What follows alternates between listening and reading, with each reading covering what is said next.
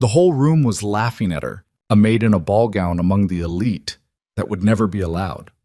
But tonight the most powerful man in America stood tall in the city's most opulent ballroom, and he refused to sit because of her. "I will not sit," his voice was steely, "until Miss Mercer is seated in her proper place." Who is Dominic Viscari, and why would a legendary billionaire kneel before a maid? Like and comment the city you're viewing to let me know how far my story has progressed, and follow along to the end tonight. The first thing Evelyn Mercer noticed when she stepped out of the hired car was the cold. Not the kind of cold that seeps through a coat, the kind that lives in the space between people, in the half-second pause before someone decides whether you're worth a second look. The November air bit at her bare shoulders, and she pulled the emerald fabric tighter across her collarbone without thinking, a habit born from years of making herself small in rooms that weren't built for her. The dress didn't belong to her. That was the first thing Maxwell Hawthorne had made clear when he handed her the garment bag 3 hours ago in the servants' quarters of his estate. "You'll wear this tonight," he said, not looking up from his phone. "Stand near me when the cameras are out. Look like you belong." She had held the bag without opening it. "Mr. Hawthorne, it's a statement, Evelyn." He finally glanced at her, the way a man looks at a piece of furniture he's considering moving. "Everyone else will be dripping in black or red. You and Emerald standing next to me, it sends a message. Accessibility, inclusion." He waved a hand. "The board loves that kind of theater." She didn't ask what message it sent about her. She already knew. Blackstone Hall rose above the city like something carved out of ambition and old money. Every window blazed with chandelier light. A line of black cars stretched half a block, disgorging men in tuxedos and women in gowns that cost more than Evelyn's annual salary. Valets moved with the efficiency of surgeons. Photographers clustered near the entrance like birds of prey. Evelyn walked 3 steps behind Maxwell, the way she'd been trained. Not because anyone had explicitly told her to, but because the distance between them said everything about why she was here without anyone having to speak it aloud. She had worked in Maxwell Hawthorne's household for 4 years. She knew which cabinet held his blood pressure medication, which drawer held the letters he never wanted his wife to find, which floorboard in the East Wing groaned at 2 a.m. when he couldn't sleep. She knew him the way furniture knows a room, invisibly, completely, without being seen in return. Inside the ballroom, the heat hit her immediately. Crystal chandeliers the size of small cars threw prismatic light across a sea of dressed-up money. Tables draped in white linen were arranged around a central stage where the charity auction would take place. Somewhere above, a string quartet played something European and expensive. She watched Maxwell work the room the way she'd watched him 100 times. Handshake here, grip of the elbow there, the practiced laugh that never touched his eyes. He was a man who had mastered the performance of warmth without possessing any of the actual thing. People noticed her almost immediately. Not in the way she'd hoped. Somewhere in the naive corner of her chest, she hadn't yet managed to kill off. The noticing was the wrong kind. Quick, dismissive, and then worse, amused. A woman in a black Versace gown leaned toward her companion and said something behind her champagne flute. The companion looked at Evelyn, looked away, smiled. A heavy-set man near the bar did a double-take, nudged his associate. "Is that Maxwell's?" The rest was swallowed by the crowd noise, but the gesture he made with his chin wasn't. She kept her spine straight. She'd grown up learning to do that. You don't give them the collapse they're waiting for.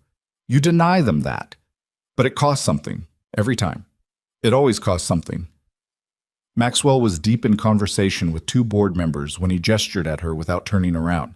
The gesture you use to indicate a prop you've set down somewhere. "Evelyn, stand there." She stood there. The whispers collected around her like water finding low ground. She caught fragments. The word "maid" used like a verdict. Someone mentioned the dress. Can you imagine? Does she actually think? And the small group that had gathered within earshot laughed the particular laugh of people who have never once had to consider whether they belonged somewhere. Evelyn breathed in through her nose. Out through her mouth, she counted the chandeliers. 7. The tables. 22. The exits. 3. She had not wanted to come. She had not wanted the dress, the car, the 3-step behind walk-through photographers. But Maxwell Hawthorne paid her rent, and Maxwell Hawthorne had looked at her with the flatness of a man who has never in his life been told no by someone who needed a paycheck, and she had taken the garment bag and said yes. Mr. Hawthorne, the way she said it every day of every month of 4 years. The charity chairman, a silver-haired man named Albright, who radiated the specific confidence of someone who had never eaten a meal he couldn't afford, moved to the microphone stand near the stage and tapped it twice. "Ladies and gentlemen," Albright said, and the room's noise tapered to a conversational murmur. "If our guests would please find their seats, we'll begin the evening's program." The movement that followed was the particular choreography of a room full of people who know exactly where they stand. People drifted toward their assigned tables with the unhurried confidence of those who have always been expected. Chairs were pulled out, gowns were arranged, champagne was settled. Evelyn stayed where Maxwell had positioned her, beside his table, but not at it. He had not included her in the seating arrangement. She had not expected him to. Her role tonight was visual, not participatory. A piece of production design that walked on its own. She was beginning to calculate where to position herself so she'd be visible to Maxwell, but not obstructing the sightlines to the stage when the room changed. Not loudly, not with any announcement. It was the kind of change you feel in your chest before you can explain it. A shift in air pressure, a collective intake of breath, an almost involuntary rearrangement of attention. The way a room responds when something enters it that it wasn't prepared for. He was standing near the far entrance.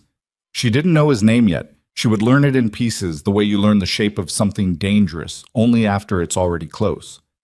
What she registered first was the quality of stillness around him, the way the people nearest to him had unconsciously angled their bodies away, creating a small radius of empty space, the way iron filings orient themselves around a magnetic field without being asked. He was somewhere north of 50, dark-suited in a way that made every other tuxedo in the room look like costume. The kind of face that had been arranged by decades of making difficult decisions and living with the outcomes. Not handsome in any conventional, comfortable sense, but a face that meant something. Eyes that were doing the kind of scanning that isn't curiosity. It's assessment. Maxwell saw him and went very still. It was a particular kind of stillness Evelyn had observed in powerful men when they encountered someone more powerful. Not fear exactly, but a sudden, involuntary honesty. The mask didn't drop. It just fit differently. "Viscari," Maxwell said, moving toward him. "I wasn't sure you'd make it." "I wasn't sure either," the man said. His voice was the kind that didn't need volume to carry. "You should assume I'll always make it." Around the room, conversations had dimmed to almost nothing. Even the string quartet seemed to have lost their nerve. They continued playing, but quieter, as if hoping not to be noticed. Evelyn watched Maxwell extend his hand, watched the other man shake it with the compact efficiency of someone fulfilling a social obligation, nothing more. Watched Maxwell laugh at something and the other man not laugh at all. She was still processing the dynamic, cataloging it the way she cataloged everything in Maxwell's world, filing it away as context, when the other man's eyes crossed the room and landed on her. She felt it before she understood it. Not a look of interest, not the dismissive flicker she'd been collecting all evening. Something else. Something that didn't fit any category she had for the way people in rooms like this looked at people like her. It lasted perhaps 2 seconds. Then Albright was back at the microphone. "Now that our guests are settled, please do take your seats.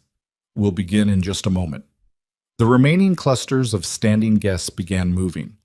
Maxwell turned toward his table, the kind of turn that expected everyone in his orbit to follow without being told.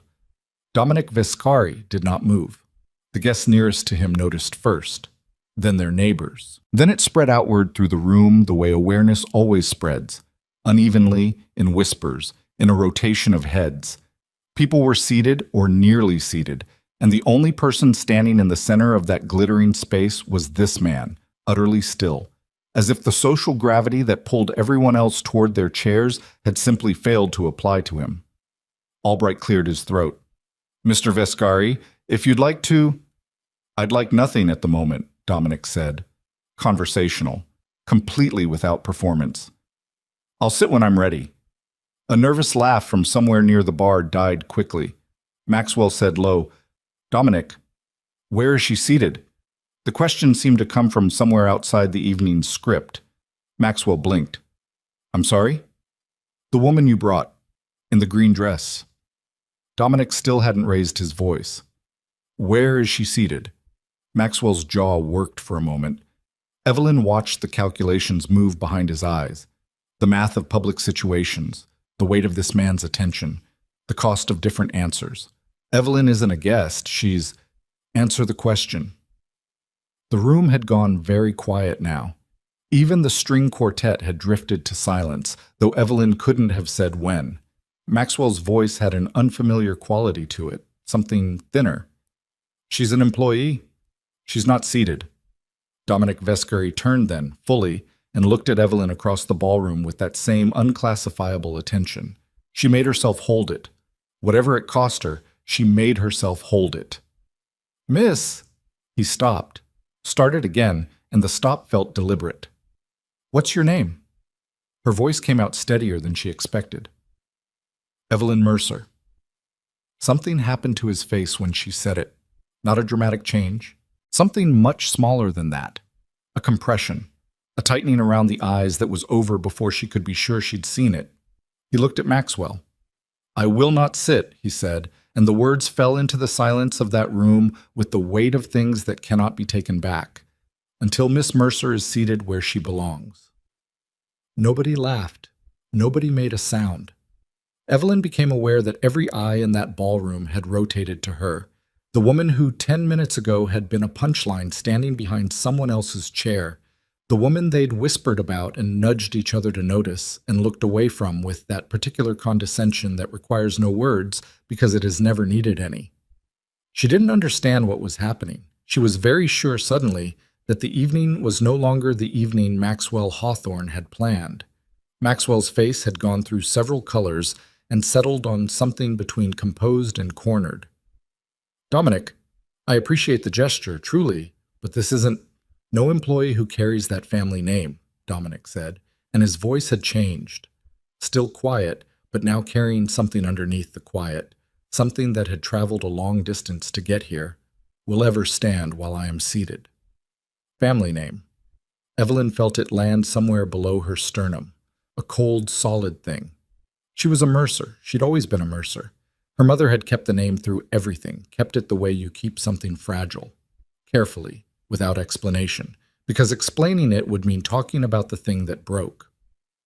Her mother never talked about her father. Nathan Mercer, a name in an obituary she'd found at 19 in a water-damaged box, a single clipping from a local paper about a construction accident, a grainy photograph of a man she could see herself in around the eyes and the jaw, gone before she could form a memory of him. Gone in the kind of accident that happened to men who worked dangerous jobs for companies that paid them just enough to keep showing up. That was the whole story.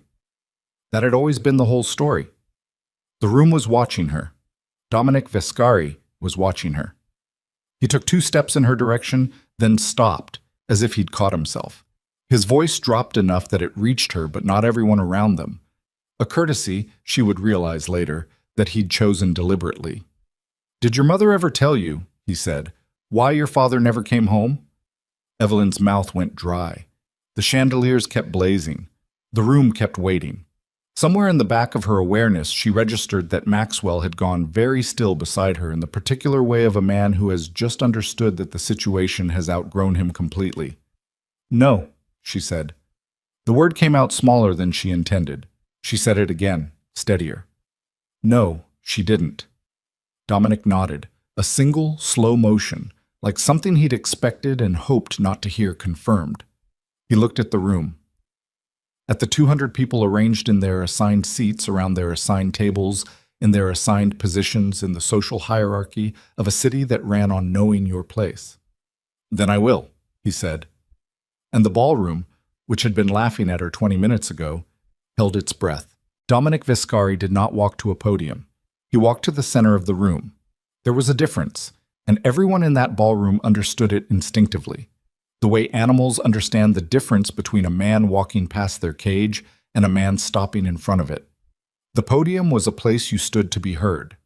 The center of the room was a place you stood to be seen, to declare something, to make the architecture itself a witness. He moved without hurry. That was the thing that unsettled people most, Evelyn would think later. Not the authority, not the money behind the authority, but the complete absence of urgency. As if he had all the time that had ever existed. As if he'd been waiting for this particular moment for so long that arriving at it felt like coming home to a house he'd already furnished in his mind. The guests who had begun returning to their seats remained exactly where they were.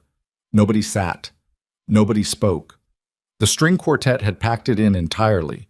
One violinist still held her bow above the strings, suspended, as if she'd forgotten to finish the motion. Maxwell Hawthorne stood 3 feet to Evelyn's left with his hands loose at his sides. She could hear him breathing. She'd worked in his household long enough to know what his breathing sounded like under pressure. Slightly elevated, slightly too controlled, the sound of a man who had learned to perform calm because the alternative was admitting he'd lost the room. He had lost the room. 19 years ago, Dominic said, and his voice needed no amplification in that silence. I attended a meeting I should never have agreed to. A shipping terminal on the south end of the city. Not one of mine, not one I'd sanctioned. A man I thought I trusted had arranged it. He thought the location was an advantage. A pause so minimal it almost wasn't there.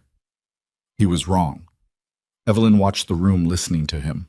Watched people who had spent the evening performing their own importance go very still and very honest in their faces.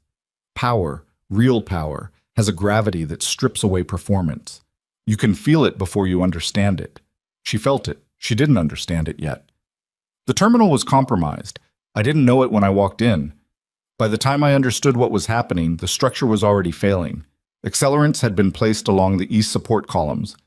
It wasn't an accident, it was an arrangement, and I was the thing being arranged. He let that sit for a moment. There were 12 men in that building. 11 of us made it to the doors. He stopped. In the stopping, Evelyn heard something she hadn't expected. Not calculation, not performance. The specific, weighted silence of a man saying aloud something he had been carrying without saying it for a very long time. The 12th man was a maintenance supervisor. He wasn't there for the meeting. He was doing his job, checking pressure lines on the south end, which is why he knew the building better than anyone else in it when the east wall went. Another pause. He also knew I was still inside. Evelyn's hands had gone cold. She wasn't sure when that happened. She pressed her palms together once, feeling the dress fabric between her fingers, grounding herself in the physical fact of the evening because the rest of it was beginning to move in a direction she hadn't prepared for. He came back in, Dominic said. That's the part I want you to understand. He was out. He was clear. He made a choice that no one asked him to make, and that no reasonable person would have required of him. His jaw tightened briefly. He found me in the east corridor. The ceiling was coming down. He got under my left shoulder and he moved me toward the emergency exit on the north side, a route I didn't know existed. I asked him later how he knew about it. He said, I've been working this building 3 years, sir. I know every door it's got. A sound from somewhere in the crowd, a woman pressing her fingers to her mouth. We made it to 40 feet from the exit when the east support gave. The force of it threw me clear. I hit the ground outside. I turned around. Dominic looked at something that wasn't in the ballroom. The door was gone. The silence that followed was a different kind than before. It had weight to it. It had texture. Evelyn realized she was no longer standing straight. She'd moved. Slightly forward, slightly inward, the body doing what the mind hadn't yet authorized. She pulled herself back to vertical and felt the physical effort of it. His name was Nathan Mercer. It went through her like a current.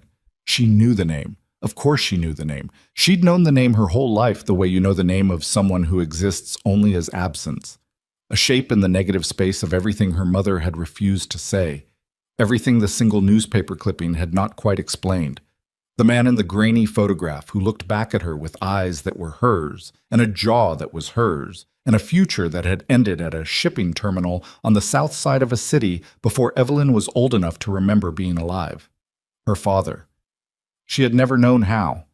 She had never known why. Her mother had given her the name and the fact of the loss and nothing else, sealing the details behind a silence so complete that Evelyn had eventually stopped asking, not because she'd stopped needing to know, but because the asking cost her mother something visible, something physical, something that looked like pain wearing the clothes of composure.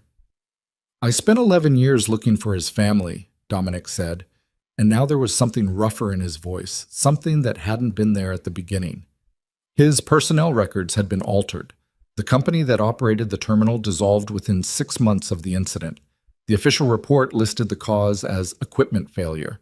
Nothing about the accelerants, nothing about the meeting, nothing about the 11 men who had reasons to make sure that report said exactly what it said. His eyes moved to Maxwell and stayed there. Records disappear when the right people want them to. Maxwell's face had changed. Evelyn had studied that face for 4 years. She'd watched it in business meetings and family dinners, and the small, unguarded moments that happen in kitchens at 6 in the morning when powerful men forgot to maintain their surfaces. She knew what Maxwell Hawthorne looked like when he was performing and what he looked like when something had gotten through. Something had gotten through. It wasn't guilt. She didn't think Maxwell Hawthorne was a man built for guilt in any straightforward way. It was something older and colder, the look of a man who has kept a particular door locked for a very long time and has just registered the sound of footsteps on the other side of it. She filed that away. She didn't know yet what to do with it. Dominic finally turned and looked directly at her. "You have his eyes," he said quietly. Not a performance, said straight across the 6 feet of ballroom floor between them like a piece of information he owed her. "I recognized it when Maxwell brought you in. I've been looking at that photograph long enough." Evelyn opened her mouth. Nothing came. She had words. She always had words. She'd built her entire professional existence on knowing the right words to produce at the right moment, on being useful and competent, and never requiring more from a room than the room had already decided to give her. But the words that existed for this moment were words she hadn't thought to prepare, and so what came out was nothing, just breath, just the physical evidence of continuing to be alive in a situation that felt like it was outpacing her ability to process it. A hand touched her elbow. She flinched before she registered who it was. A woman, mid-60s, one of the board members she'd seen earlier, looking at her with an expression that was gentler than anything else in the room. "Come and sit down, honey. Come on." Evelyn let herself be moved because movement was easier than standing still in the center of 200 people who had just had their evening fundamentally rearranged. Maxwell's voice came from behind her, controlled again, the control slightly too visible now. "Dominic, this is..." He stopped, started differently. "I can understand why you'd want to make a meaningful gesture, and clearly Nathan Mercer's..." "Don't!" Maxwell stopped. "Don't say his name right now," Dominic said. "You don't have the standing to say his name in this room." The air between the two men did something complicated. Evelyn, lowering herself into the chair the board member had found for her, watched it from 10 feet away. Watched the precise moment when Maxwell recalculated and decided that the angle of attack he'd selected was the wrong one. She'd seen him make that recalculation in boardrooms. She'd never seen him make it while something was visibly coming apart underneath him. "I brought Evelyn tonight as a guest," Maxwell said, and the word guest landed with slightly too much emphasis, like a man correcting the record in front of witnesses. "I've always respected her. She's part of the Hawthorne household." "She's part of Nathan Mercer's family," Dominic said, "and she's been working in your house for 4 years. A beat." "How long have you known who she was?" The question went into the room like a scalpel. Maxwell's chin came up. "I didn't know. I had no..."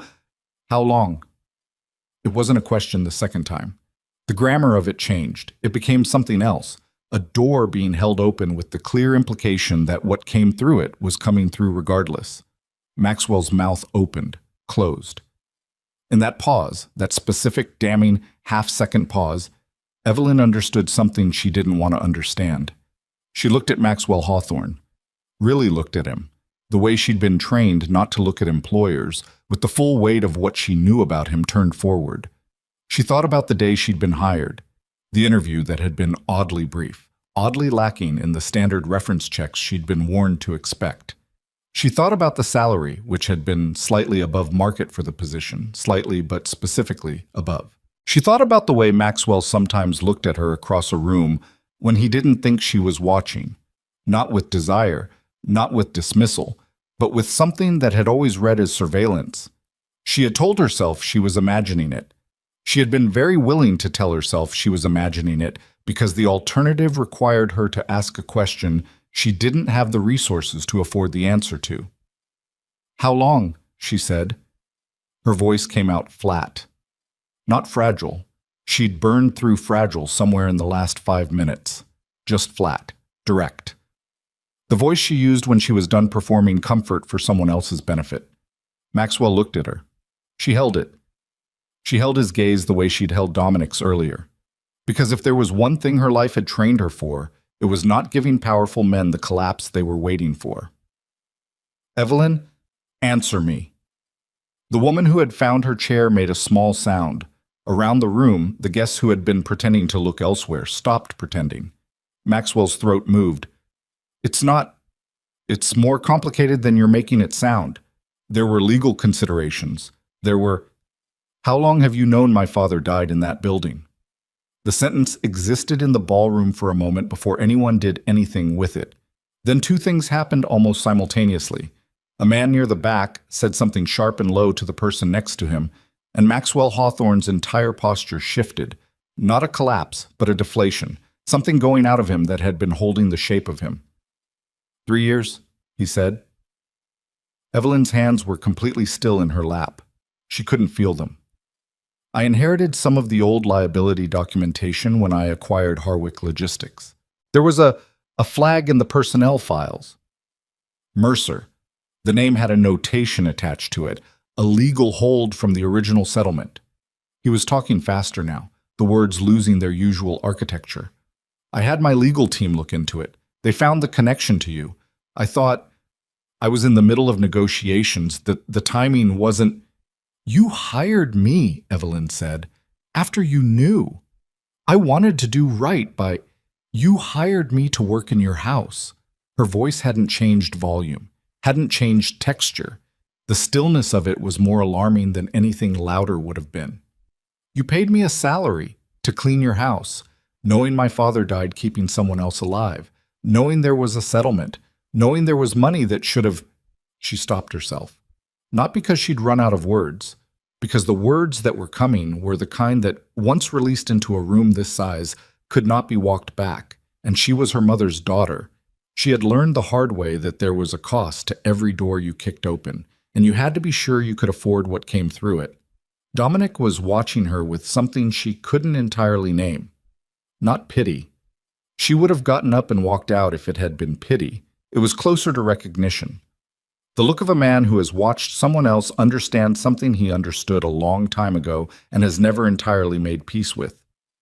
The settlement, he said, addressing Maxwell, but not looking away from Evelyn. The one Nathan Mercer's family was entitled to from the terminal collapse. The one that the dissolution of Harwick's parent company was specifically structured to... That's enough, Maxwell said, and his voice had hardened into something she recognized. The boardroom voice. The voice of a man reminding a room who holds the legal infrastructure. We're not litigating this in a charity ballroom. If there are legitimate claims to be reviewed, the appropriate channel is what? Dominic said. Your legal team? The same legal team that flagged the file and recommended you hire her? A sound moved through the room. Not a gasp. Something more controlled than that. The intake of breath of people who have just recalibrated the scale of what they're witnessing. Evelyn stood up. She wasn't sure when she decided to. It was the kind of decision that happens in the body before the mind endorses it. Her legs straightened, the chair moved back, and she was upright, and the movement seemed to draw every remaining eye in the room. She stopped, tried again. I need a minute. She walked toward the far edge of the ballroom. Nobody stopped her. Nobody spoke. The crowd parted in the way that crowds part for someone moving with enough intention, not because she was powerful, not because she was known, but because there was something in her face that said very clearly that the first person to put a hand on her shoulder would regret it. She found a side corridor behind a service door and pushed through it into the sudden relative quiet of marble floor and indirect lighting and the distant sound of the kitchen behind another door down the hall. She stood there. She pressed her back against the wall. She breathed. 4 years. He had known for 3 of her 4 years in that house. and he had kept her close enough to manage and far enough away from the truth to keep managing her, and he had brought her here tonight to stand behind his chair in an expensive dress and smile for photographers while he performed the word inclusion for a charity board. And all of it, every single piece of it, had been built on the foundation of something she had the right to know and had never been allowed to. She pressed the back of her hand against her mouth, not to hold in crying. She wasn't there yet, wasn't sure she was going to get there tonight, wasn't sure the thing she was feeling had a direction simple enough to come out as tears. It was colder than crying. It was the particular temperature of understanding that the architecture of your life has been built on someone else's decision about what you deserve to know. The service door opened behind her. She turned, already braced for Maxwell, already assembling the words, the wall, the controlled surface that 4 years had made automatic. It wasn't Maxwell. Dominic Viscari stepped into the corridor and stopped a careful distance away, far enough to make clear he hadn't followed her to corner her close enough that she could see his face in the corridor's indirect light without the performance lighting of the ballroom. He looked older out here, more tired. The authority was still there, but it was sitting differently, heavier, less managed.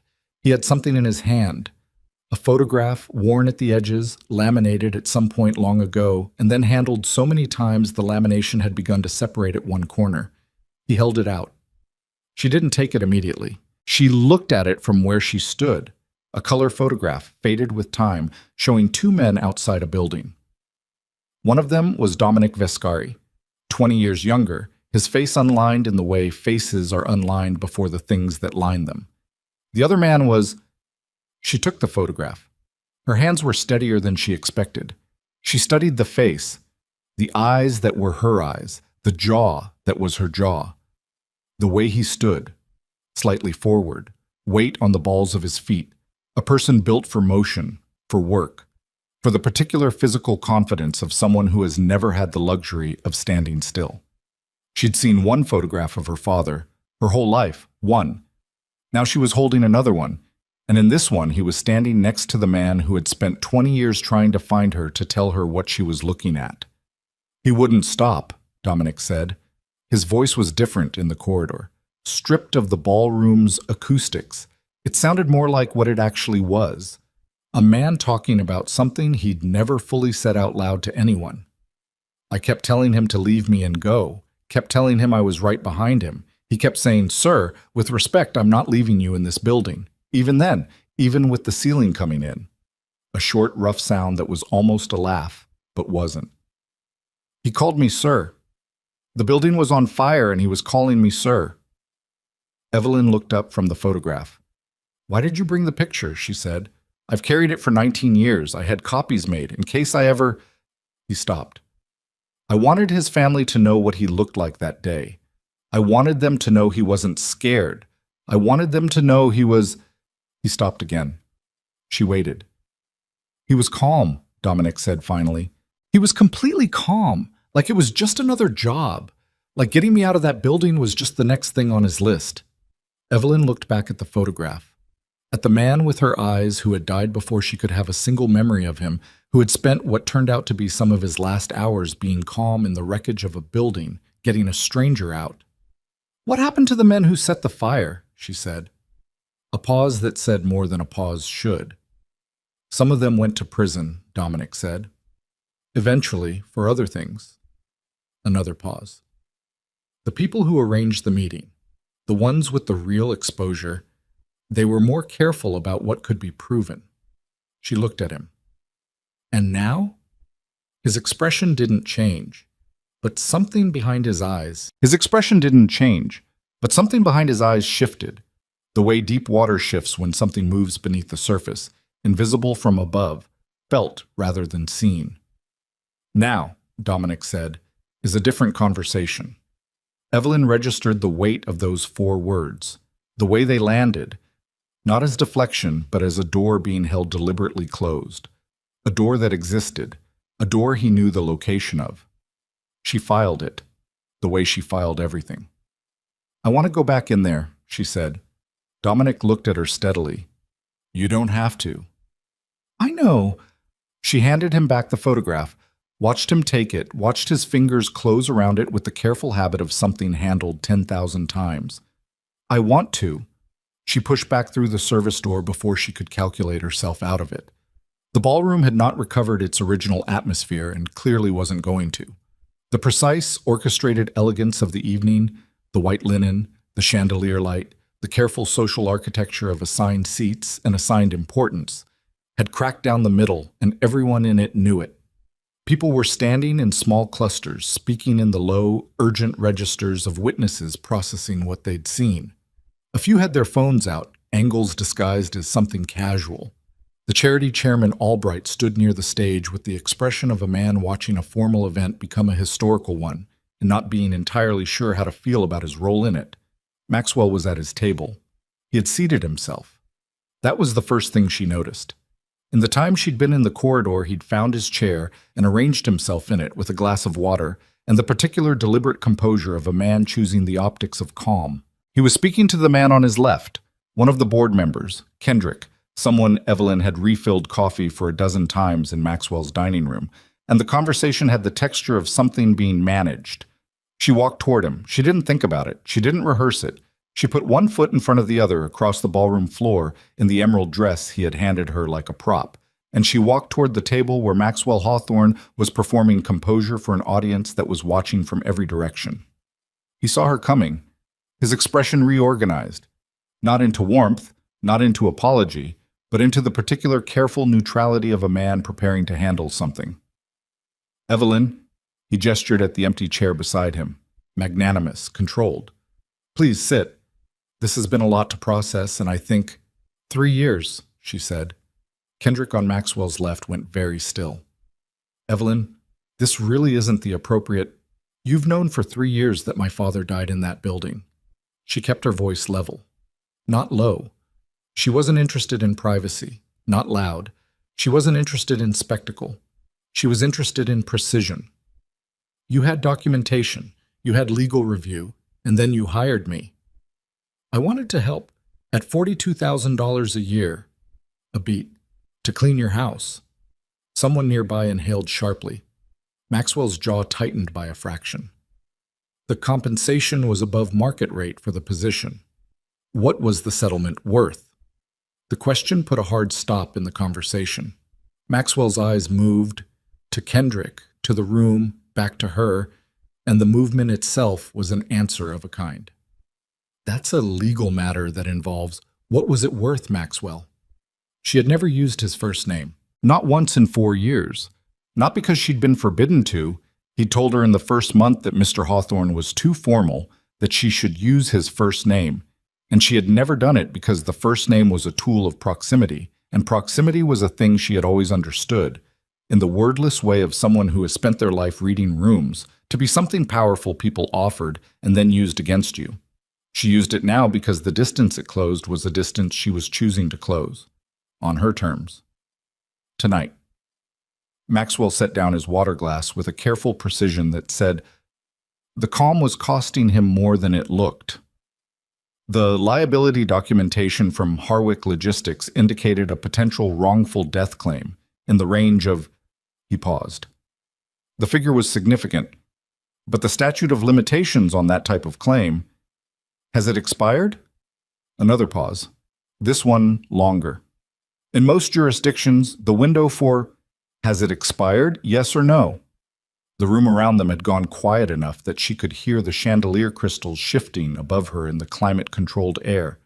Kendrick had turned his body slightly away, the physical language of a man choosing not to be part of what he was watching. Maxwell looked at her. "No," he said. The word fell like a stone into still water. She held his gaze for 3 more seconds. Then she stepped back from his table, turned, and walked toward the center of the room. Not because she had a destination, but because the center was the one place that belonged to no one's arrangement tonight, and she needed to be somewhere that wasn't his.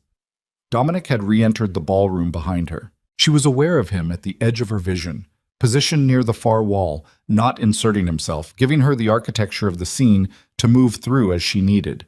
She understood, in the way you understand things about people whose behavior has been consistent across a short but high-pressure span of time, that this was deliberate. He was a man who understood the difference between support and interference. What happened next came from a direction nobody in the room had been watching. The door at the ballroom's east end opened, not the main entrance, the secondary one that connected to the event coordination offices. And a woman came through it with the clipped stride of someone who had been moving fast for longer than she wanted to and had arrived somewhere she'd been trying to reach. She was perhaps 60, sharp-faced, wearing a suit that said attorney without requiring the word. She carried a leather document case that she held against her body with both hands. Her eyes moved across the room with the practiced efficiency of someone who has scanned many rooms and learned to find what she's looking for without telegraphing the search. She found Maxwell. She found Dominic. She found Evelyn. And she stopped. Evelyn watched the woman's face process something, a recalibration, the expression of someone who has arrived with a specific plan and walked into a room where events have already moved past the plan's assumptions. She recovered quickly, crossed the floor toward Maxwell's table, leaned down, said something close to his ear. Maxwell's face did not move, but his hand on the table flattened, fingers spreading, then pressing down, a gesture Evelyn recognized. She'd watched him make it in difficult phone calls. She'd watched him make it when someone had told him something he couldn't immediately fix. Maxwell looked up from the woman's words, and his eyes found Evelyn's across the room. Something in that look.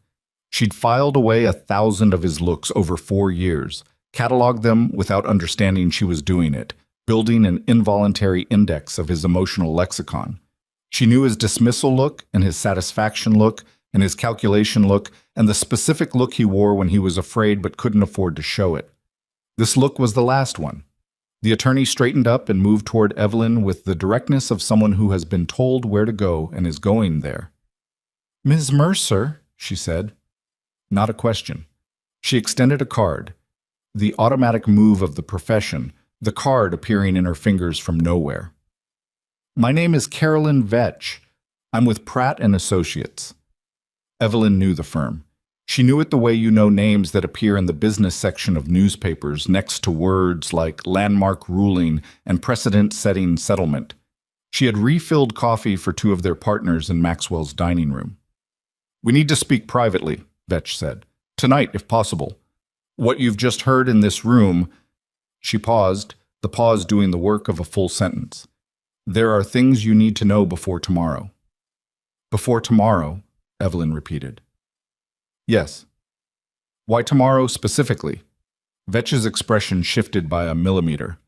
"Because Maxwell Hawthorne's legal team filed a preemptive motion this afternoon to have the remaining Harwick Logistics liability documentation sealed under a corporate confidentiality clause. The hearing is at 9 a.m. The ballroom continued its murmur around them. The chandeliers continued their indifferent brilliance. Somewhere a waiter moved through the crowd with a tray of champagne that nobody was taking. Evelyn breathed in through her nose. "He filed it this afternoon," she said. The motion was time-stamped at 4:17 p.m. She looked across the room at Maxwell. He had turned back to Kendrick, the conversation resuming, the composure reestablished. The performance of a man conducting business in the middle of something that didn't concern him.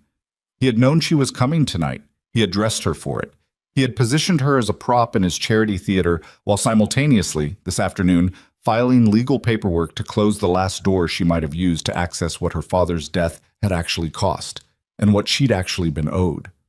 The cold she'd felt earlier in the evening came back, but it had changed temperature. It was no longer the cold of shock. It was the cold of clarity.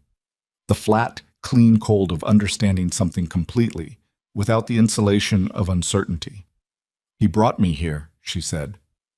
Not to Vetch, just said it, because it needed to be in the air, because the shape of it needed to be spoken to be real.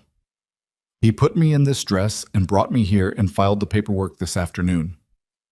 "Ms. Mercer." He thought it would end here. She was still looking at Maxwell across the room. He thought tonight was his. He thought it was containment. She looked back at Vetch. "What do you need from me?" Vetch opened the document case.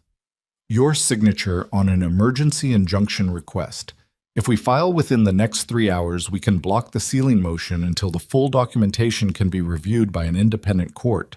Do you have standing to file on my behalf? Vetch's mouth did something close to a smile. We've been retained, as of 40 minutes ago. Evelyn looked past her. Dominic had moved closer, still not inserting himself, but close enough now that she could see his face clearly. She looked at him. You called them, she said.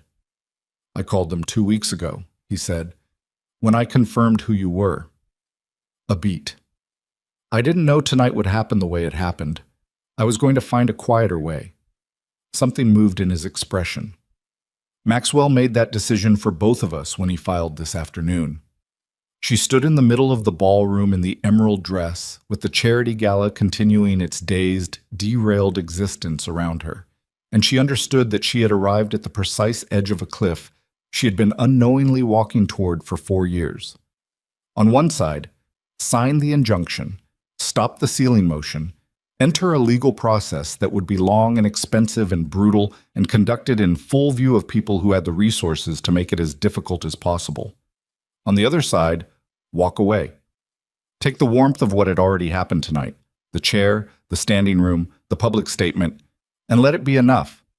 Let Dominic's foundation and his speech and the bronze memorial be the shape of justice she accepted, because it was the shape that didn't require her to spend the next 3 years of her life fighting for something she might not win. Her mother had worked 2 jobs when Evelyn was 7, and then 3 when the second one cut hours, and had never, not once, spoken about what they might have been owed. Had built a life from what was available rather than what was just. Had protected Evelyn from the weight of knowing by carrying all of it herself until the weight became something she referred to as just how things are. Evelyn thought about that, about what it cost to accept just how things are when just how things are was the direct result of someone else's decision to take something from you. She held out her hand to Carolyn Vetch. Give me the pen, she said. She signed the injunction request on the flat surface of Vetch's document case, standing in the middle of the ballroom while the chandeliers blazed overhead and 200 people in expensive clothes tried to understand what evening they were now inside of. When she handed the pen back, she looked up and found Maxwell watching her from his table. He knew what the document case meant. He knew what her signature on it meant. She could see it in the flatness of his face. That door she'd heard footsteps on earlier had just come open. He reached into his jacket. She thought for a moment he was reaching for a phone. But what came out was a folded piece of paper. Thick paper, the weight of legal documents, the kind that comes from a printer with a firm letterhead. He unfolded it, set it on the table. He looked at it, then at her. The look of a man playing a card he has held back all evening. Vetch was already moving. She crossed the room to Maxwell's table with the efficiency of someone who has watched powerful men play their final card before and knows what the hand looks like before it's laid flat. She read it, and something happened to her face. It was a small thing, a compression around the eyes, the expression of someone absorbing information that requires them to recalculate. She turned to Evelyn. What is it? Evelyn said. Vetch looked at the document once more, then at Dominic, then back at Evelyn. Before Nathan Mercer died, Vetch said carefully, he signed an employment agreement with a subsidiary of Harwick Logistics.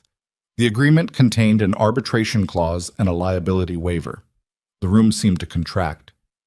He signed a waiver, Evelyn said. Standard for maintenance contractors at the time. Routine paperwork. Most workers signed without reading them, but it's... Vetch paused. It's valid. It was filed and witnessed, and the signature has been authenticated. If this holds, the wrongful death claim doesn't just become difficult. It becomes inadmissible, Maxwell said from his chair. His voice had recovered its architecture. He was looking at Evelyn with the expression she'd never been able to categorize. The one she now understood was the expression of a man who had always known this card existed and had been waiting to see whether he'd need to play it. Your father signed away the right to sue before he ever walked into that building, and that waiver transfers to his estate. The silence was complete. Dominic crossed the room in 8 steps. He took the document from the table and read it, and Evelyn watched his face read it, and what she saw in his face was something she hadn't seen there all evening. She saw him not know what to do. It lasted 3 seconds, maybe 4. Then it passed and the control returned, but she'd seen it. She'd seen the crack in the foundation, and knowing it existed made everything that came after. It lasted 3 seconds, maybe 4.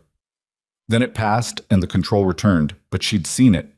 She'd seen the crack in the foundation, and knowing it existed made everything that came after feel different in weight. Dominic set the document back on the table. He did it carefully. The careful of a man who knows that what he does with his hands in the next 30 seconds will be read by everyone in the room. "When was this filed?" he said. Vetch leaned over the document. Her finger moved along the bottom margin. "Notarized." A pause. 14 days after the incident. 14 days? Yes. Nathan Mercer died in that building, Dominic said. This document is dated 14 days after the incident. Nathan Mercer is listed as the signatory. The sentence organized itself in the room's silence, organized itself into a shape that several people were apparently only now arriving at, because the sound that went through the gathered guests was not a gasp. It was the sound of arithmetic completing. Of 2, and 2 producing something nobody had wanted to add up. Vetch straightened. She looked at Maxwell. Maxwell looked back at her with the face of a man who has placed a bet and is waiting on the outcome without letting anyone see how much he's wagered. "A dead man," Evelyn said, "signed a waiver." Her voice was completely flat. Not because she was holding something back, because the thing she was feeling had not yet found its temperature. It was still becoming, still taking shape in the cold interior space below her sternum, where the rest of the evening had been collecting. "He could have signed it before," Maxwell began. "The incident date on this document is the terminal collapse," Vetch said. "The signature date is 2 weeks later. Nathan Mercer's death certificate, which we have on file, is dated the day of the collapse." She looked at Maxwell. "So either your document has a clerical error or someone signed Nathan Mercer's name to a liability waiver after he was already dead." The room did not erupt. It did something more unsettling than erupt. It went profoundly, collectively, still. The stillness of people understanding they are inside something that has just become irreversible. Maxwell's composure held for approximately 4 seconds. Then Kendrick, beside him, pushed back his chair and stood up. Not dramatically, not with any speech, just stood, the way a man stands when he has decided he is no longer sitting at this particular table. 2 more people followed him. Board members. Their movement was quiet and devastating. Maxwell watched them. Something moved behind his eyes that Evelyn had never seen there before. A raw thing, unmanaged, the expression of a man whose scaffolding is coming down faster than he can rebuild it. "This is not—" He stopped. His hand on the table pressed flat again. "Carolyn, this document requires proper forensic—" "We'll request it," Vetch said. "Tonight, as part of the emergency filing." She closed her document case with a sound like a period at the end of a sentence. "In the meantime, I'd strongly suggest you call your personal counsel. Not your firm's counsel, your personal counsel." The distinction landed. Evelyn watched it land on Maxwell the way she'd watched things land on him in 4 years of proximity. Felt the impact before seeing the reaction, read the reaction before anyone else in the room caught up to it. She turned away from him. She was done with his face for tonight. Dominic was standing 2 feet behind her, and when she turned, he was already looking at her with the expression she'd come to recognize as his default in the last 40 minutes. The direct, undecorated attention of a man who had spent 19 years deciding what he owed and was still in the process of paying it. "The signature," she said. "I know. Someone forged it. I know. After he was dead. Someone sat down and wrote his name on a piece of paper so that I couldn't—" She stopped. The temperature of the thing below her sternum had found itself. It was hot. "So that his family couldn't ever—" "Evelyn." "Who?" Her voice came out harder than she'd intended. Not loud. Hard. The hardness of something that has been compressed past its tolerance point. Who would have done it? Who even had access to those documents 2 weeks after the collapse? The company was already in— "There was a legal team managing the dissolution," Dominic said. "I've had people looking at it for 2 weeks since I found you." A beat. "I didn't have the waiver.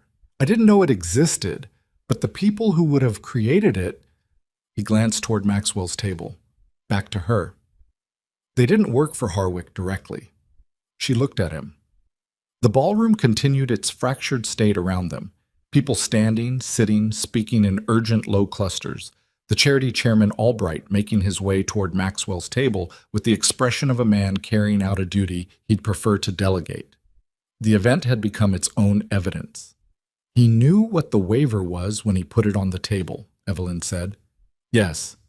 He's known about it for 3 years. I think, Dominic said carefully, he's known about it for longer than that. She let that settle. Let it find its place in the architecture of what she now understood about the last 4 years of her life. The slightly above market salary, the brief interview, the surveillance that she'd told herself she was imagining, the dress, the car, the positioning as a living prop in his charity theater on the same afternoon his legal team filed to seal the documents.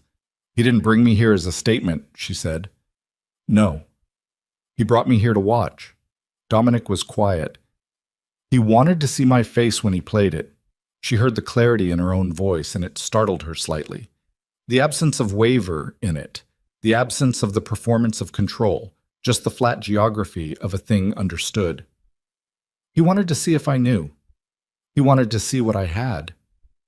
I think he came tonight to determine how much I'd found, Dominic said, and when he realized what the evening was becoming, he played the waiver to stop it.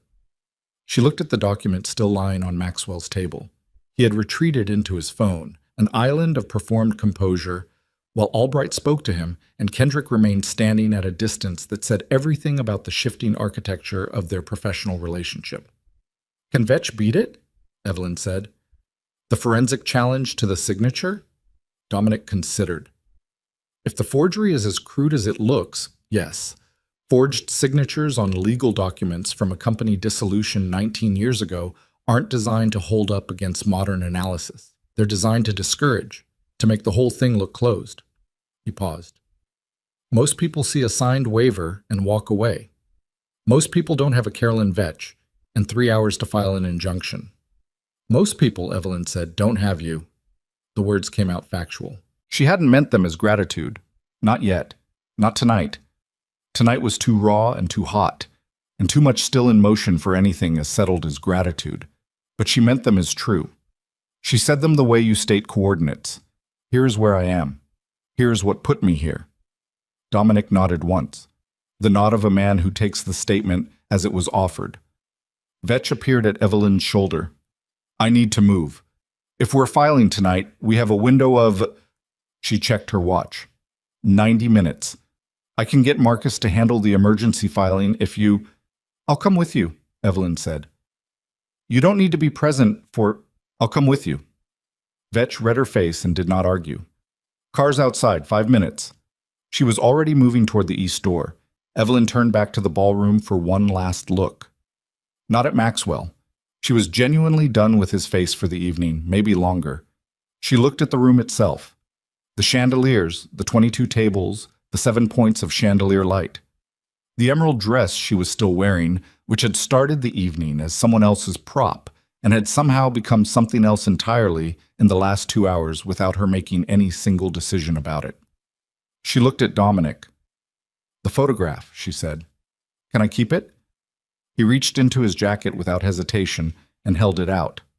She took it, put it in her hand, did not look at it again. She'd looked at it enough in the corridor to have his face with its calm and its forward-leaning weight, and its eyes that were hers.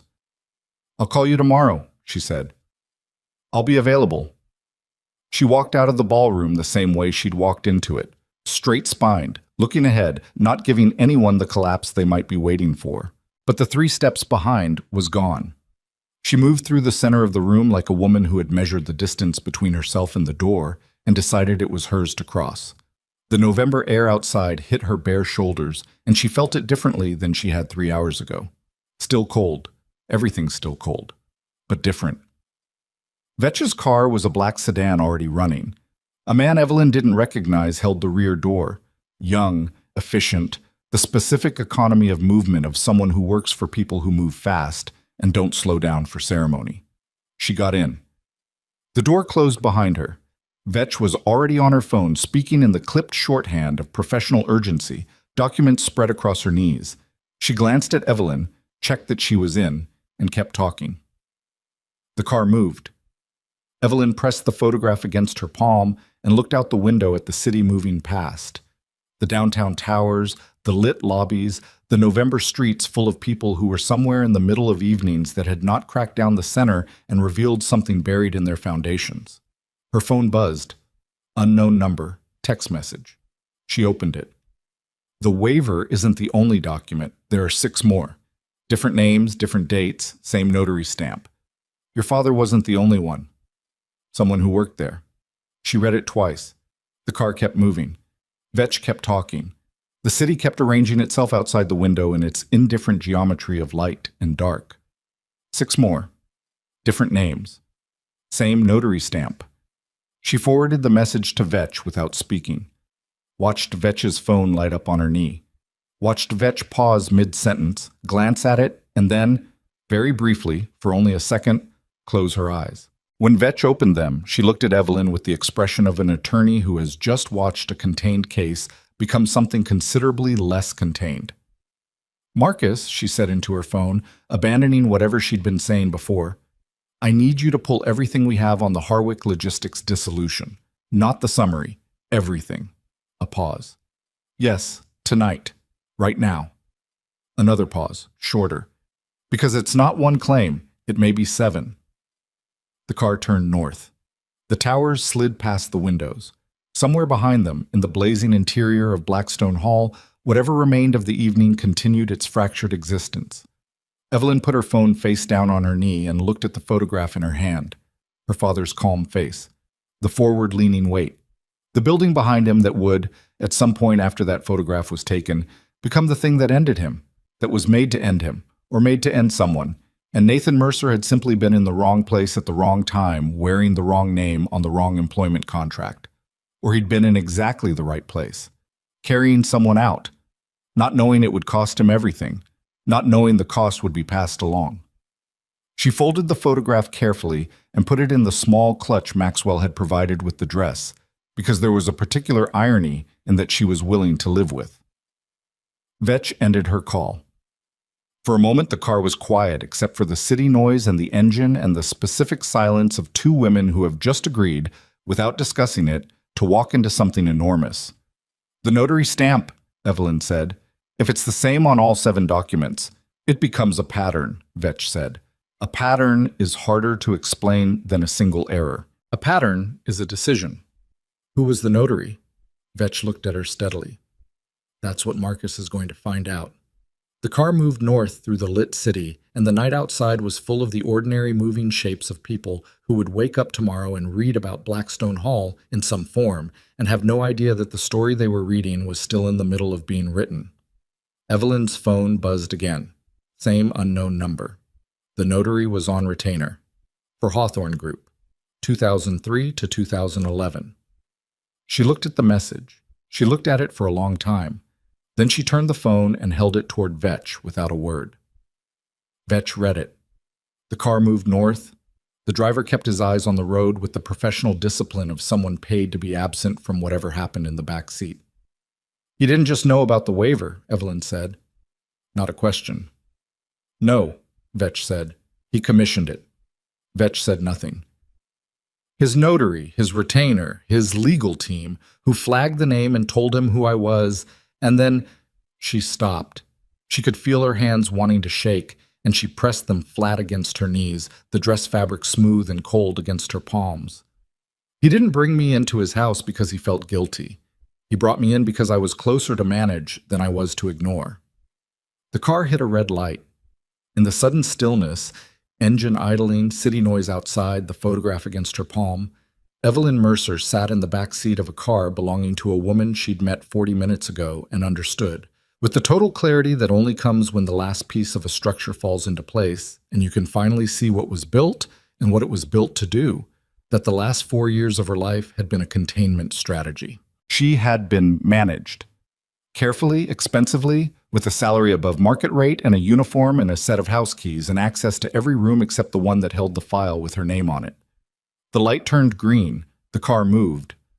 "I want to see the other 6 names," she said. "Evelyn, I want to know who else he did this to." Her voice had gone somewhere very quiet. The quiet that lives on the other side of the hot thing after it burns through and leaves the landscape clear. "If there are 6 other families who were owed something and got a forged signature instead, I want to know their names." Vetch held her gaze for a moment. "That's going to expand this significantly. The scope, the timeline, the resources required. I know. It could take years. I know. Maxwell Hawthorne has 17 attorneys on retainer. He has 3 decades of—" "I know what he has," Evelyn said. And then, because the night had stripped away enough of the careful management of her own presentation, that the thing underneath could finally say what it needed to say. "He had my father's signature. He had it for 19 years, and he never lost a night of sleep over it. He had it, and he used it, and he built his whole plan around me not knowing it existed." She looked out the window. "I know now." Vetch was quiet for a moment. Then she opened her document case again and took out a second form, different from the injunction, more pages, dense with the specific density of something foundational. "This is a formal retainer agreement," she said. "If you sign this, we're in this for as long as it takes. No settlement offers processed without your explicit consent. Full discovery pursued on all 7 waiver documents. Yersha. Full investigation of the Hawthorne Group's involvement in the Harwick dissolution." She held the form out. "It's going to get worse before it gets better," Vetch said. "I need you to know that before you sign. It's going to be public, and it's going to be expensive, and they're going to look for anything they can find about you and use it." Evelyn took the form. "Do you have a pen?" she said. Vetch produced one. Evelyn uncapped it, pressed the form flat against her knee. Outside, the city moved past in its nighttime machinery of light and traffic, and the 10,000 separate lives running in parallel, each of them unknowing, each of them somewhere in the middle of their own evening. The pen was in her hand, the form was flat against her knee, and somewhere across the city, in the blazing wreck of what had been the year's most prestigious charity gala, Maxwell Hawthorne was making calls. Fast, urgent calls. The kind a man makes when the architecture he has maintained for 19 years has developed a crack that the whole weight of the structure is now pressing. The pen moved across the bottom of the retainer form with a steadiness that surprised her. Not the controlled steadiness of performance, but the steadiness of a person who has finished deciding something and whose body has caught up to the decision. Her name on the line, Evelyn Mercer. The same name on the forged waiver in Carolyn Vetch's document case. The same name on the single newspaper clipping she had carried in a wallet insert since she was 19 years old. The same name her father had carried into a burning building. She capped the pen and handed it back. Vetch took the signed form, looked at it for 1 second, and put it away. No ceremony. The action of someone who has seen the moment that matters and does not require a frame around it. "Marcus will have the initial filing ready by midnight," Vetch said. "I need you to stay reachable." "I'll be reachable." The car pulled up to the offices of Pratt and Associates, a building of the specific, understated permanence that old legal money built before glass towers became the preferred language of institutional authority. Lights on in the upper floors, people already in motion behind those windows. Evelyn could see the shapes of them moving. She got out of the car. The cold was the same cold as outside Blackstone Hall, but she was standing differently in it now. She couldn't have articulated the difference in technical terms. It was the difference between being cold because the night had put cold on you, and being cold because you had walked into the night, and the cold was just the condition of the territory you'd chosen. She stood on the sidewalk for a moment while Vetch spoke to the driver and gathered her materials. The city moved around her in its nighttime register. Cabs, distant voices, the particular frequency of a city that never actually sleeps but does shift gears around midnight into something lower and more private. Her phone rang. She looked at the screen. Not the unknown number. A number she knew. Her mother. She stared at it for 3 full rings, calculating nothing. There was nothing left to calculate tonight. She answered because there was no version of the story in which she did not answer her mother's call. "Mom." A pause on the other end. The kind of pause that means someone has been sitting with the phone in their hand for a while before pressing the button. "I I saw something online. Her mother's voice was careful, the voice she used when she was being careful. Someone filmed part of what happened at that event tonight. Evelyn, I don't understand what I'm looking at. I'll explain everything, Evelyn said. Not tonight, tomorrow. In person. Another pause. Longer. The man. The one who spoke about your father. Dominic Viscari. Yes. He knew Nathan. He knew him. She breathed in through her nose. He knew him very well, Mom. I'll tell you everything tomorrow, I promise. Her mother made a sound on the other end that was not quite a word. A compressed thing, a swallowed thing. The sound of 19 years of careful silence meeting the edge of something it had always been protecting against and not being entirely sure the protection was still necessary. Evelyn. A beat. Are you all right? She looked up at the lit windows of the building in front of her, at Vetch coming around the car with her document case, and the forward momentum of someone with 90 minutes and a filing deadline. I will be, she said. She meant it, not as reassurance, as a position she intended to occupy. She hung up and followed Vetch inside. The next 11 months were the most expensive, exhausting, and frequently brutal months of Evelyn Mercer's life, and she would later find it impossible to describe them in any way that captured what they actually felt like from the inside. The outside had a shape that was comprehensible. Legal filings, depositions, forensic document analysis, 3 separate court hearings, 2 attempted mediated settlements that she rejected, 1 leak to a financial press outlet that briefly made her name nationally recognizable in a way she had not prepared for and did not enjoy. The inside was different. The inside was Tuesdays at 8 a.m. in Vetch's conference room, going through discovery documents that described her father's workplace in the specific bureaucratic language of liability assessment. The inside was learning, through deposition testimony, that the maintenance supervisor position her father had held was classified as a contractor role, specifically to limit the company's exposure in the event of, and here the document used phrasing that she had to read 3 times before she could be sure she was reading it correctly, incidents arising from site conditions. The inside was understanding, piece by piece, that Nathan Mercer had not simply been in the wrong place. He had been employed in a category specifically designed to make his death less costly. The forgery, when the forensic analysis came back, was not subtle. The notary stamp matched 17 other documents produced during the Harwick Logistics dissolution, all of them routed through a legal firm that had been on Hawthorne Group retainer since 2001. The other 6 names on the forged waivers belonged to the families of 5 workers and 1 security contractor who had been inside the terminal during the collapse. 3 of those families had been located by Vetch's team within the first month. 2 of them had been told, years earlier, that their claims were invalid. They had believed it. They had walked away. They did not walk away a second time. The case, which had begun as a wrongful death claim on behalf of one woman in an emerald evening gown, became something considerably more complex and considerably more public than anything Evelyn had imagined that night in the back of Vetch's car. It acquired co-plaintiffs, additional attorneys, a forensic accountant who had previously worked federal cases and who went through 20 years of Hawthorne Group corporate structure with the specific patience of someone who genuinely enjoys finding things that have been hidden. Maxwell Hawthorne's legal team was exactly as formidable as Vetch had warned. They filed motions. They filed counter motions. They produced character witnesses and corporate compliance records, and 2 separate expert testimonies on the standard liability practices of maritime contractor firms in the early 2000s.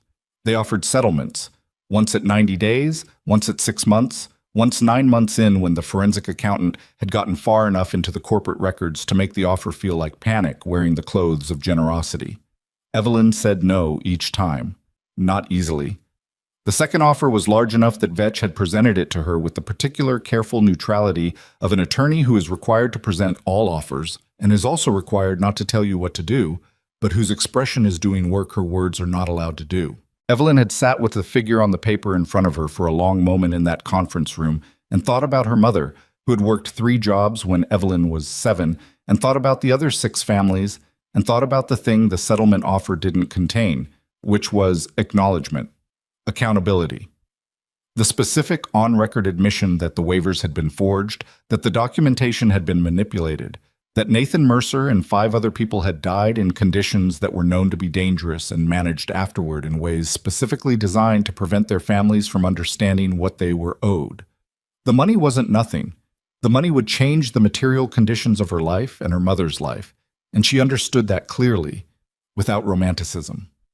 But the money without the record was just another door closed. She pushed the paper back across the table and said no. The trial lasted 19 days. On the 16th day, Maxwell Hawthorne's lead attorney requested a recess and came back 40 minutes later with a different expression and a revised posture and a counterproposal that was not a settlement offer.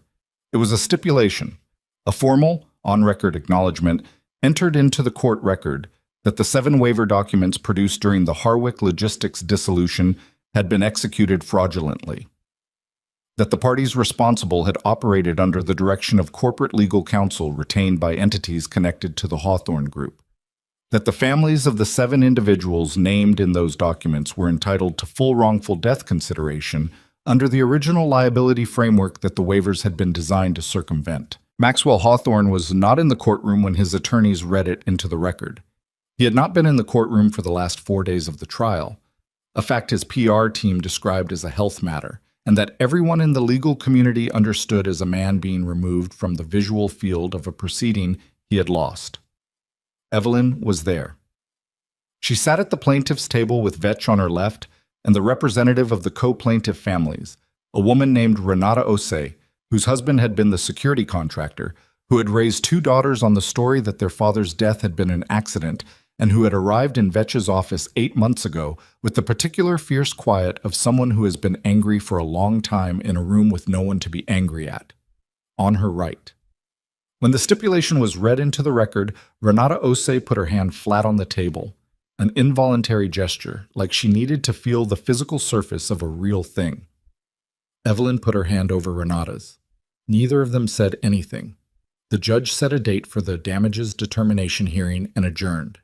In the corridor outside, Evelyn stood against the wall with her eyes closed for approximately 30 seconds. Vetch gave her the 30 seconds without speaking. Another reason, in a growing list of reasons, that Evelyn had come to trust her. Then the corridor began filling with people, and Evelyn opened her eyes and was present again, which was the only available option, and also, she had learned, the only one worth choosing. The damages hearing was 3 weeks later. The figure the court arrived at was one that Evelyn's brain kept refusing to hold, kept sliding off it, returning to it, sliding off again. Not because it was abstract, but because it was specific. Specific enough to tell you exactly how a court had calculated the value of 7 lives against the corporate structure built to deny it. The number contained the years, the lost wages, the futures, the children raised without fathers, the mothers who had worked 3 jobs. She did not feel triumph when she heard it. She had been warned about this by Vetch, by Dominic, by Renata, by the forensic accountant who had seen enough of these cases to know what the end felt like. What she felt was closer to the sensation of putting down a weight you have been carrying for so long you'd forgotten it was separate from your body. The specific muscular confusion of the absence of what you'd been holding. She sat in the courtroom for a few minutes after it emptied, looking at nothing in particular. Her father had worked in that building for 3 years and known every door it had. He had been calm. He had called a stranger sir while the ceiling came in. He had been employed in a category specifically designed to make his death less costly, and he had died in it. And then his name had been written by a stranger on a piece of paper designed to make sure his daughter never knew what she was owed. She had known what she was owed. Not the money, though the money was real and the money mattered, and she would not perform otherwise. What she had been owed was the truth of it, the record, the on-court acknowledgement in language that could not be dissolved or folded into a legal hold or filed away under corporate confidentiality by someone with 17 attorneys and a salary that bore no relationship to the work that produced it. She had it now. The Nathan Mercer Foundation was incorporated 4 months after the trial concluded.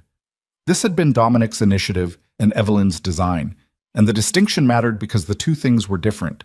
Dominic brought the financial architecture, the initial endowment, The board of advisors with the specific combination of legal, corporate, and advocacy experience that a new foundation needed to operate at the scale they intended. Evelyn brought everything else. She brought the framework. The eligibility criteria that defined, with precision and without sentiment, what counted as an unseen act of courage. The application process, which she designed to be navigable by someone who had never interacted with a foundation before, which meant by someone like her mother, which meant by someone who had spent their life in rooms built by other people and had learned to move through them efficiently without ever being asked what they needed.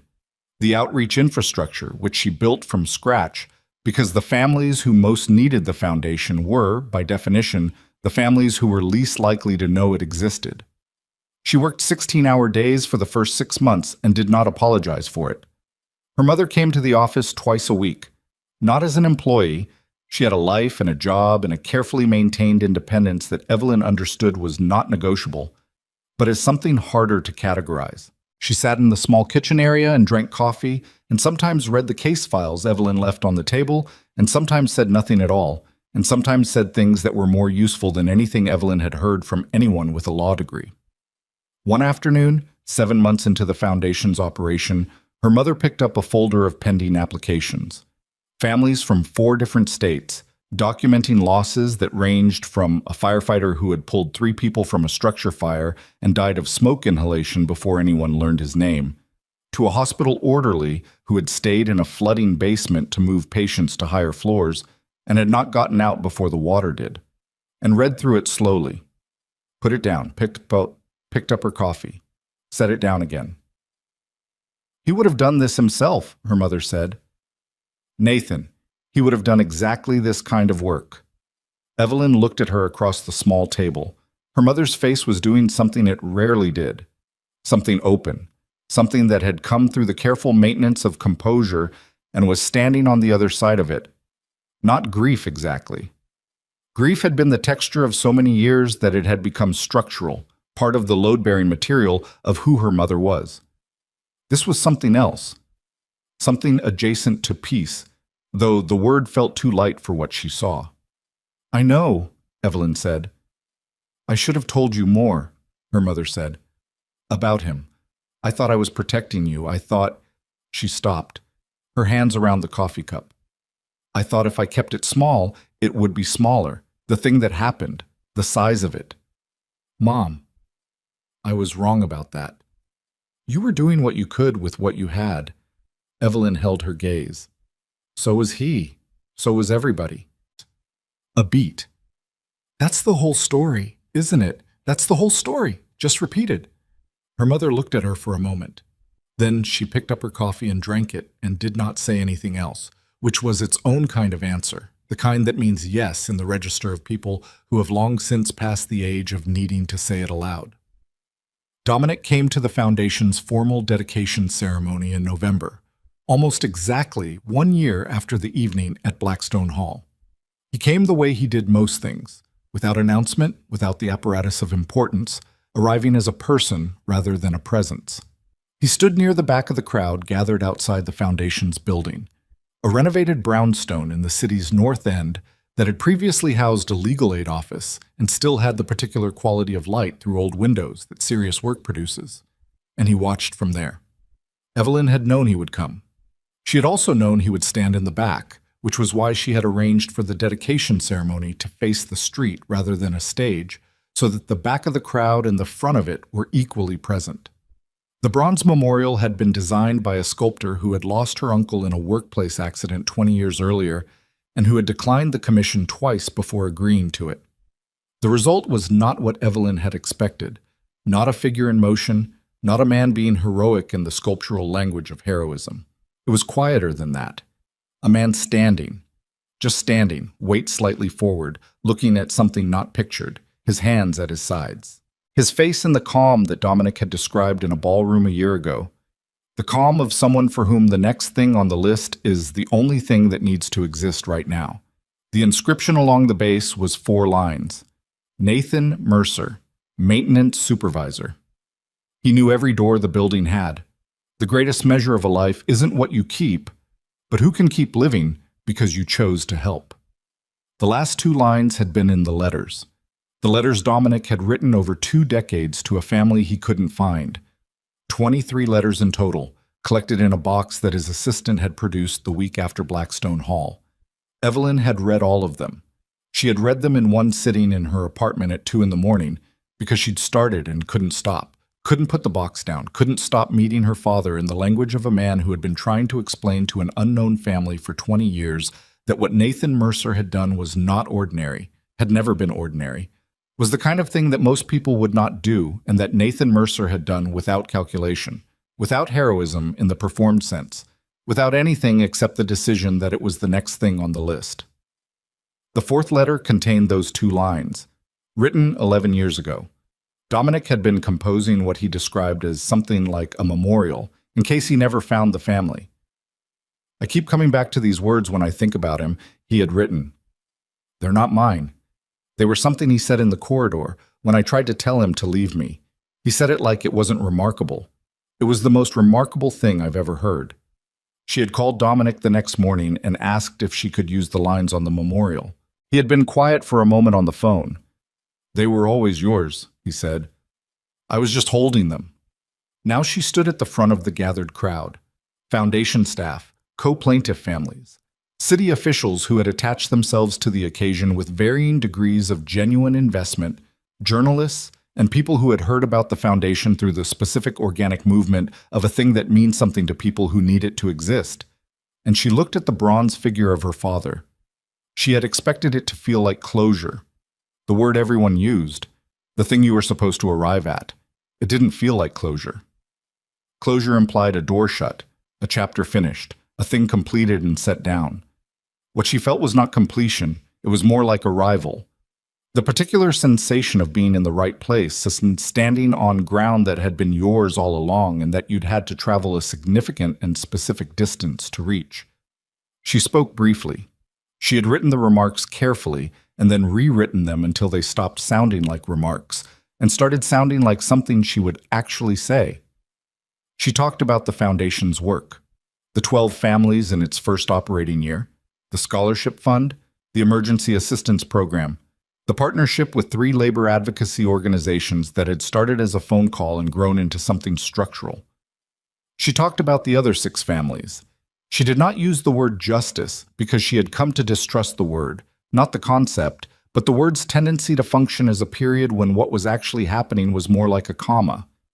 She said, "This continues. After the ceremony, people move slowly in the November cold, talking, gathering in small groups.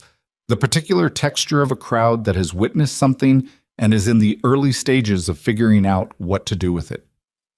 Renata Osei found her near the memorial and held both of Evelyn's hands for a moment without speaking, and what passed between them in that silence was too specific to be named and didn't need to be.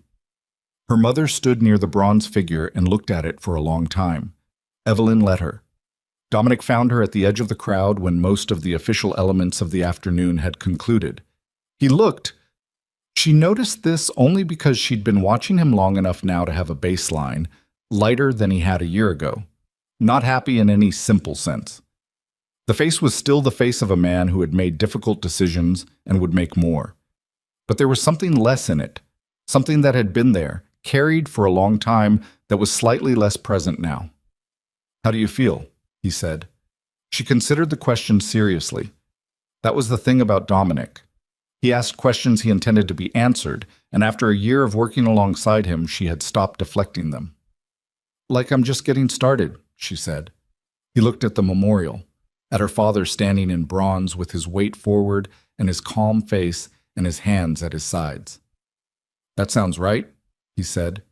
The crowd thinned. The November light shifted toward the low gold of late afternoon, the kind that makes old buildings look like they were built for exactly this hour. The foundation staff moved through the outdoor space with the quiet efficiency of people who have internalized a mission rather than performing it. The city made its city sounds at the middle distance. Evelyn stood in front of her father's memorial and looked at the inscription until she'd looked at it long enough that it was no longer an inscription, but just true. Words that had always been true, moving through various containers, a burning building, a letter, a courtroom, a ceremony, without changing. She was tired. She was more tired than she'd been the night she signed the retainer form in the back of a moving car. That tiredness was the productive kind. The tiredness of work done rather than weight carried, and she had learned the difference between those two things over the last year and intended to go on knowing it. She reached out and touched the bronze briefly. Not the inscription. His hands, cool metal, solid and present and shaped by someone who had understood the assignment, had understood that what she was memorializing was not a gesture or a sacrifice in the theatrical sense, but simply a man who had made a series of decisions about what the next thing was and done the next thing, and kept doing it until he couldn't. She dropped her hand, turned. Her mother was waiting at the edge of the cleared space with her coat pulled close and her eyes holding the specific warmth that Evelyn had spent her whole life knowing was there, even when it wasn't visible, and that was now simply visible. Evelyn walked toward her. The city moved around them. The foundation's lights came on in the brownstone windows as the afternoon darkened. Somewhere inside, people were already back at work. Applications waiting to be reviewed, families waiting to be found, the ongoing and unglamorous labor of turning one story into something that could hold more than one story. Her father's name was on the building. Her mother took her arm when she reached her, the simple physical fact of it, warmth through wool, the anchor of someone who has known you longer than you've known yourself. They stood there for a moment, that was all. Just stood there, in the city, in November, in the cooling light, while the foundation that bore his name went on doing the work he would have done. In the rooms he never got to see, for the people who needed it most, which was, and had always been, the only thing any of this had ever really been about.